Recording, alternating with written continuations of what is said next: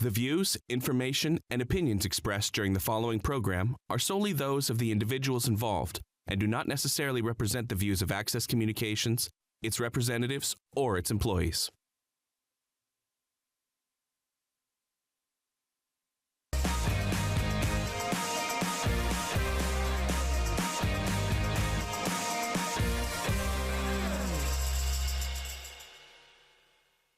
Well, good evening, everyone, and welcome to the regular council meeting of October 27th, 2025.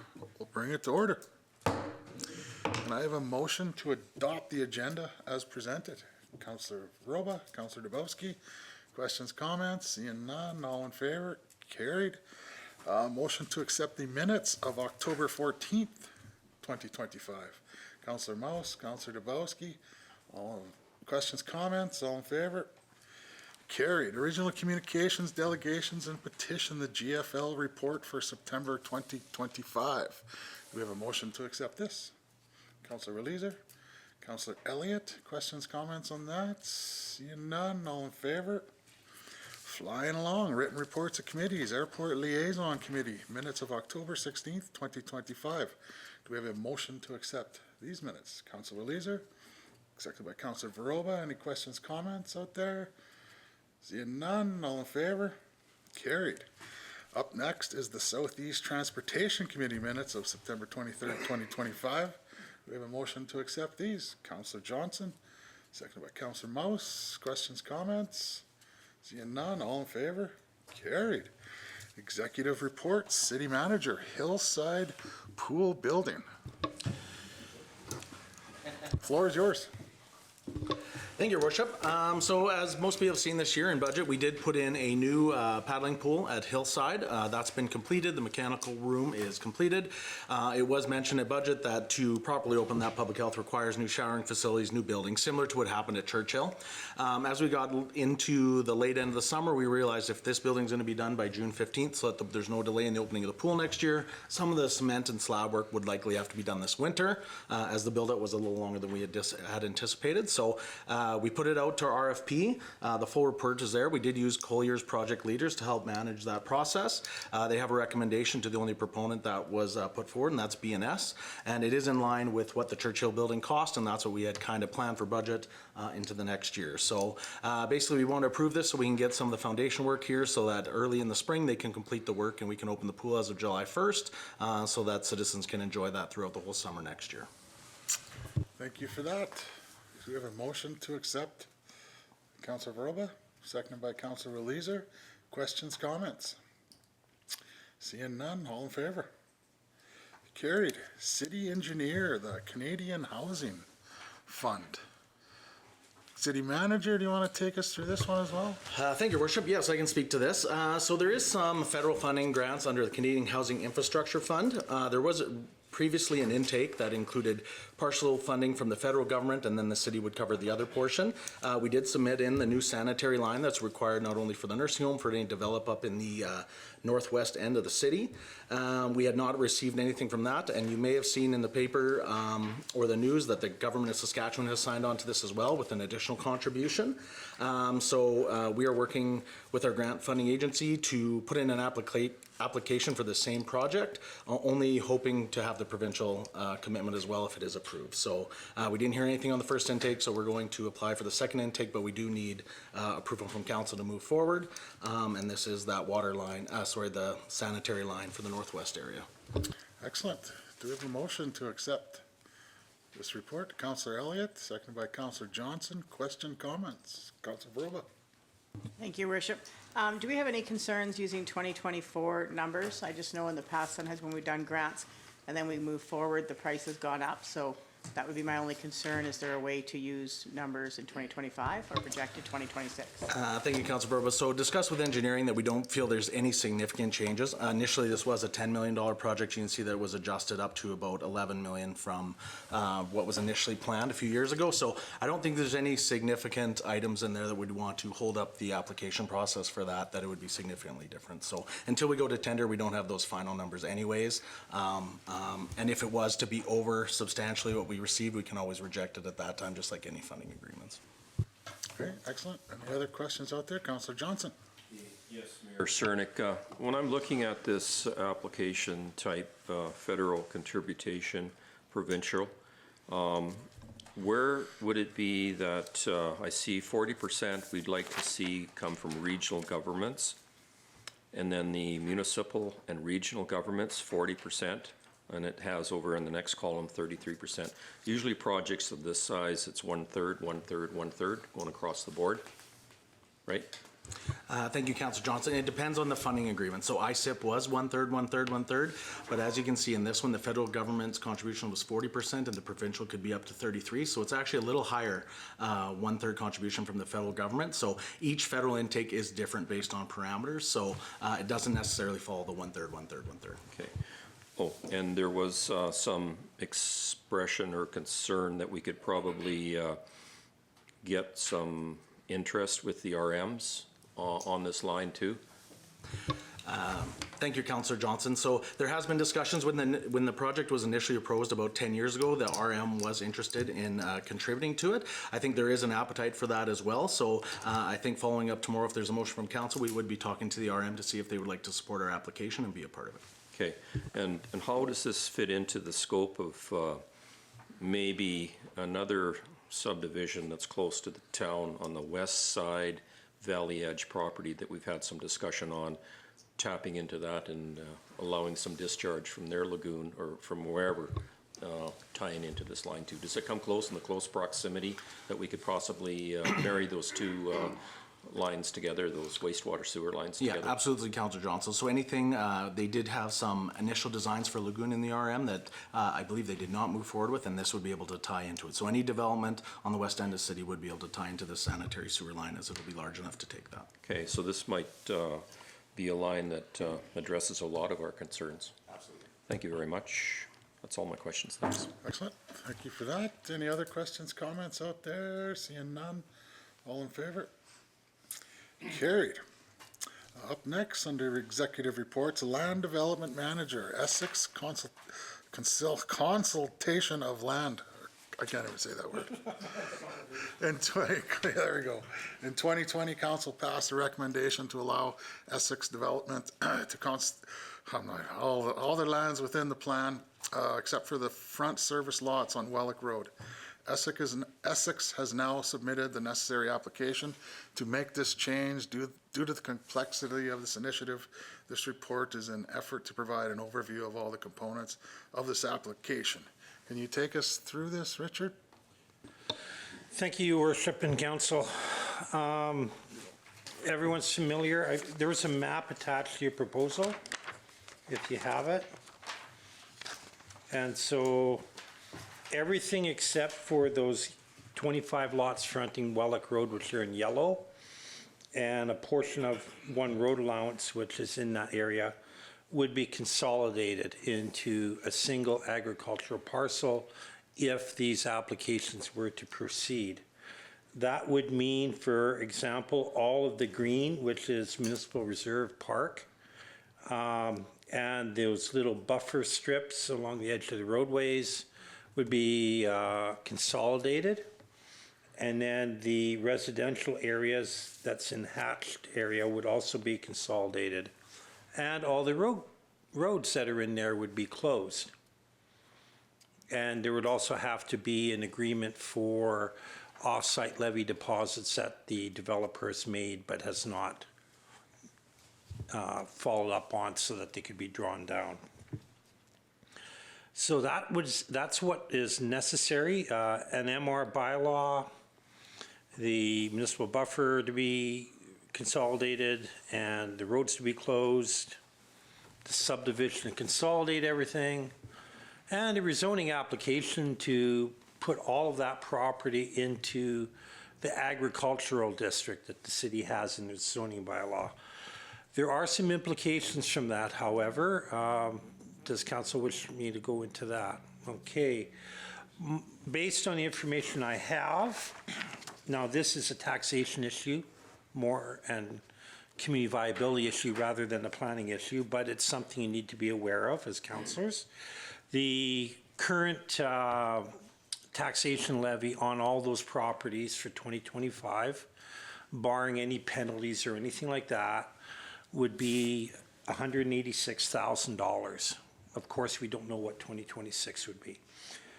If that was all in agricultural district, consolidated, under the current tax regime and assessment regime, that would drop from $186,000 to $6,000, give or take. The tax department did do a detailed review on it. However, once the roads are closed, those will also be agriculture lands that would be accessible.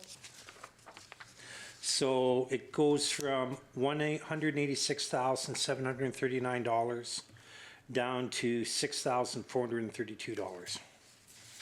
So that's not a land use consideration, but it's definitely a consideration that council can look into at their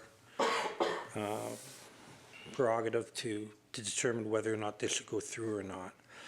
With these applications, we do have bylaws in place regarding having tax accounts up to current and payment of fees for different applications having to be submitted before we could go ahead on them. That is still not completed at this point. But I wanted to come in front of council and say, if these were to come in, this is what you're faced with at the end if everything was approved. One question came in from the city manager's office this morning regarding the official community plan. If that is of interest to council, I can go into that as well. The official community plan currently has all of that land designated as residential, and that can include everything from single detached up to apartment blocks, right? If you were to follow this through under normal practice, OCP should also be amended to move it from residential down to agriculture. As we are a local authority and we're not dependent on community planning to do this, and I talked to community planning about this 2 years ago, and I talked to them again this morning when the question came up again. The way I outlined this, it could be done this way, even if it's a bit in the gray area. Why I feel it's in a gray area is that even though if this is agriculture instead of residential, it can easily be converted back to residential. All the pins that are in the ground, for example, for those residential lots. And the idea is still to have that go residential.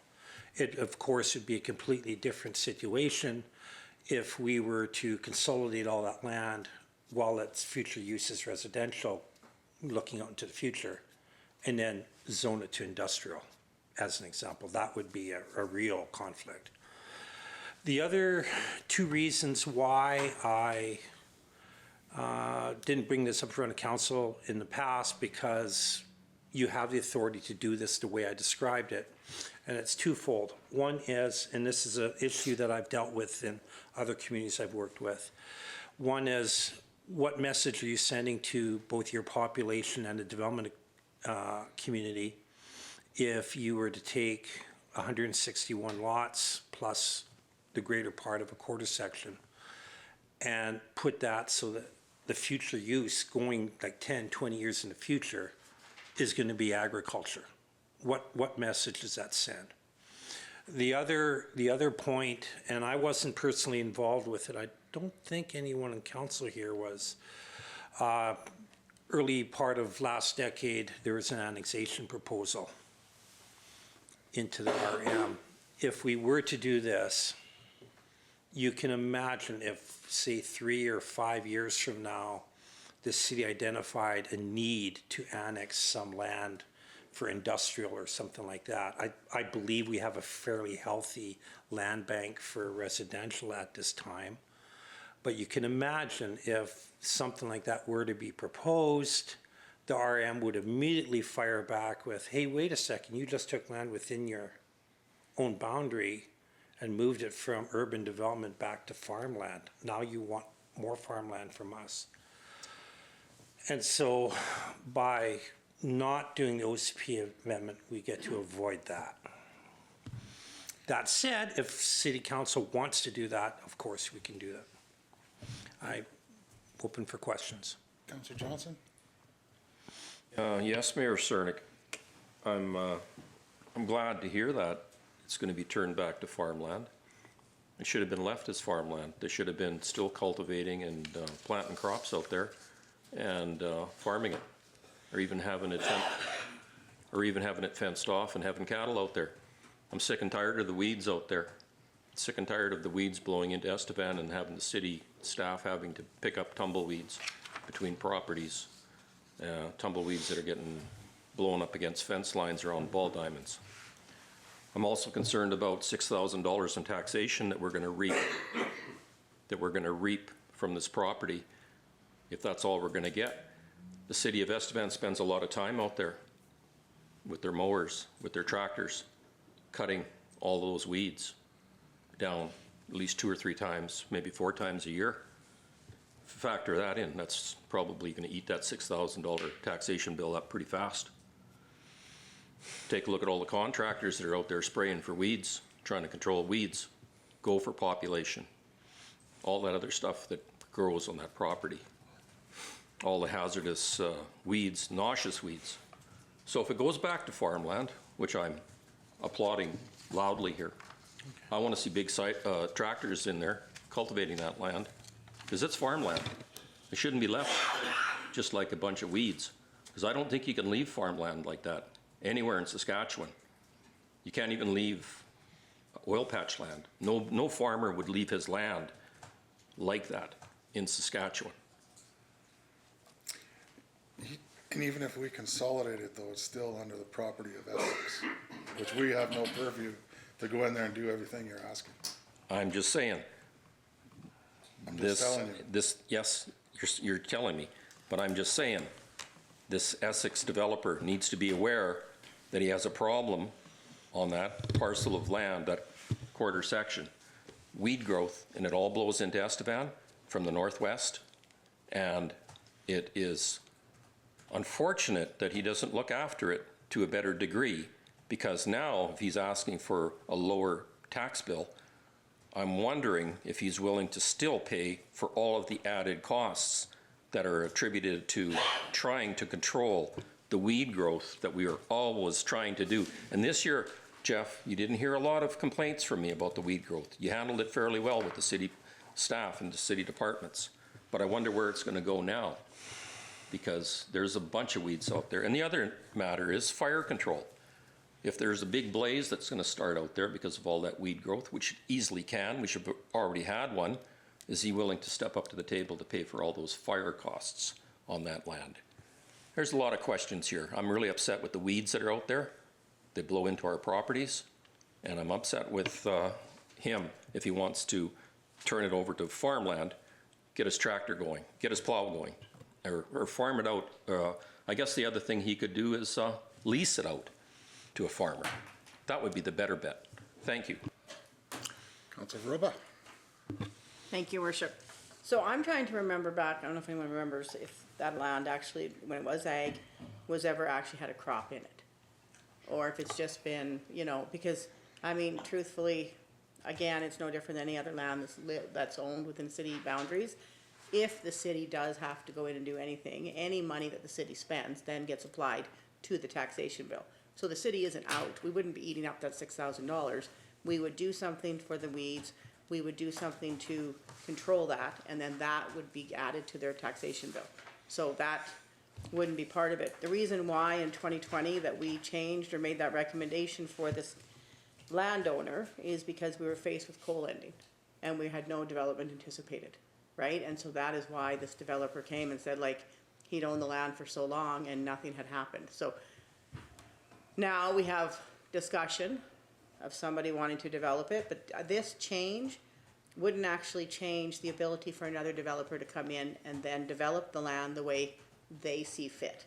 The development that's in place already, possibly just based on other discussions with other people that we've heard in open, it isn't even the same development that they would want to see. So maybe this gives the landowner a chance to be able to figure something out different for this land. But I know in 2020, there was a lot of discussion. I've been on council 9 years, and nothing has happened other than now that we have a little bit of movement as we happened on Wellick. So I think we need to support this, and again, if I agree with you with the weeds, I think the city did a great job this year in some areas. Some areas we did have some concerns. We just gotta get better at doing that every year, but something else with those weeds is we can't do the same weed killer as the RM is allowed to do on ag land. So maybe, just maybe, this changes that too. I don't know the answer to that, but we could find that out, so thank you, Richard. Thank you for that. Councillor Mouse? Yeah, thank you, Mayor Cernick. I was wondering if that's going to all be, in theory, returned to ag land, how does that affect the CHIF application for the trunk line in that direction?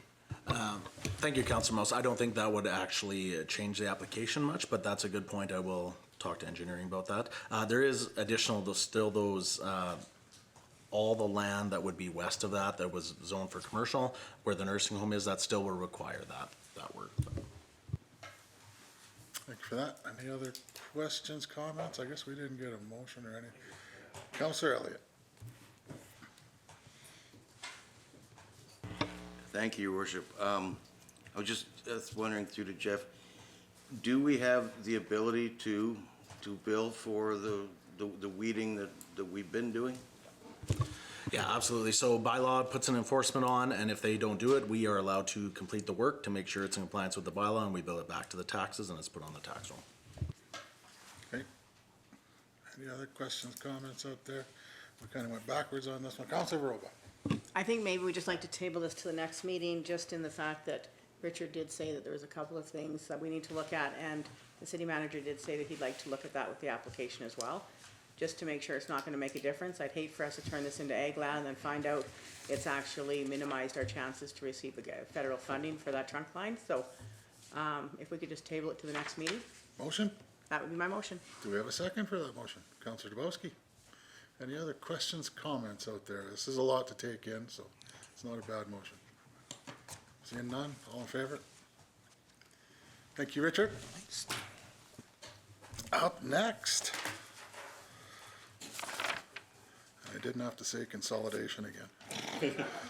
We have nothing up. Inquiries. Councillor Verova? Thank you, Your Worship. I don't have a lot today, but I did attend the EVEX Awards on October 24th, and the Chamber of Commerce hosted the event. It was very nice. It was held at the college. We had a lot of great businesses in our community that were nominated. Not everybody could win, but at least they were acknowledged for their work that they do. And yeah, so thank you to the Chamber, and thank you to all the businesses that attended, supported, and also everybody that received an award. So it was a nice evening. Thank you for that. Councillor Mouse? Nothing. Nothing. Councillor Elliott? Nothing, Your Worship. Trudy? Nothing? Josh? Oh, no, you're over here now. Councillor Dubowski? Councillor Johnson? Yes, Mayor Cernick, it's nice to see that up at the Estevan Cemetery, there's a lot of trees that were flagged, I guess, this summer with orange tape. And some of those trees are being, I'm going to say, taken down.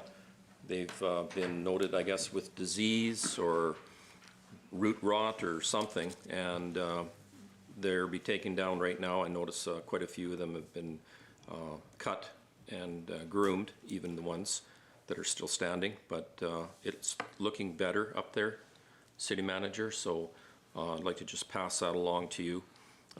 I guess in my report tonight with between Bowie Road and Newcomb Road, along Wellick Road, out on the big field that we just got finished talking about tonight that has all that weed growth, we have badgers out there, and the badgers are aggressively digging after the existing gophers that they can smell, and there's probably 2 or 3 badgers, but they're digging right beside the walkway, if you can believe it.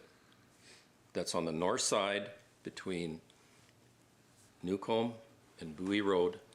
We have at least 2 little badgers. I don't know how big they would be. They're not huge. I've seen bigger holes, but they are actively digging out those gophers. Now, they used to be out in the field, quite a ways out digging, but they've moved themselves right close up along the cement walkway. So I'm just going to remember to mention that this evening and pass it along to the city manager. I think these animals are nocturnal. That means they probably come out at night to do all their activity. But just in case anybody's walking along that north pathway there, or sidewalk with their dog or something, you'll see the big mounds. You might run into a badger encounter there. Okay? That's it. Thank you. Hopefully that doesn't happen. Councilor Leeser. Thank you, Your Worship.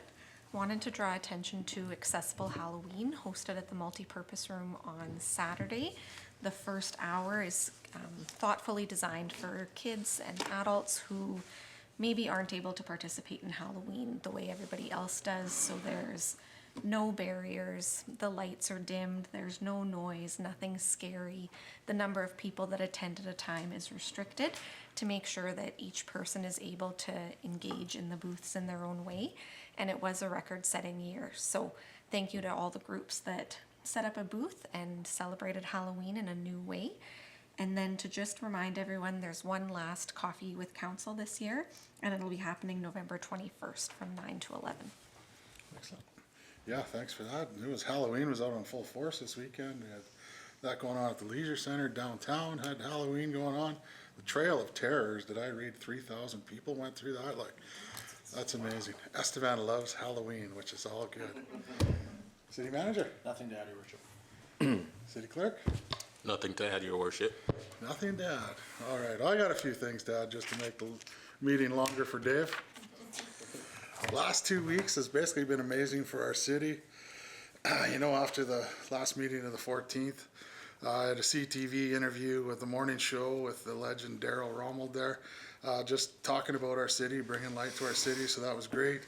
United Way Telethon surpassed 400,000, which is amazing. Had a coffee for the first time with our Member of Parliament, Sears Moose Mountain, Stephen Bonk, so we look forward to further dialogue with him in the future. The Estevan Elk celebrated 100 years in our fine city. Attended an announcement of the Saskatchewan First Energy Security Strategy and Supply Plan in Saskatoon. Estevan was at the forefront of this. So many things going on in coal and nuclear. Attended the Canadian Nuclear Association West Conference. And again, Estevan was at the forefront of this for 2 days. Our Southeast Tech Hub and Southeast College signed MOUs with the Canadian Nuclear Association. What this does is open up doors for them to get into further into the supply management and training part of the nuclear future, and also attended the EBEX Awards. Congratulations again, it was said to the nominees and recipients. Some sort of pharmacy took the most awards that night, Swiss Valley Pharmacy, so it was great to see. So again, that was just the last 2 weeks in our fine city, so do I have a motion to, Councilor Verhoeven? I was amiss when I didn't also mention that the United Way Telethon raised over $400,000 this year, and so that was amazing. So I know that Weyburn also had their communathon, and between Weyburn and Estevan, they were both very successful, but Estevan was most successful, and we're very proud of that with all the volunteers, but most of all, with all the generosity that this community hosts for towards the telethon. Thank you. Excellent, thank you for that. Do we have a motion to move into committee? Councilor Elliott, Councilor Verhoeven, all in favor? We are adjourned, or moved into committee, sorry. If you'd like to share your feedback on the program you just watched, contact us today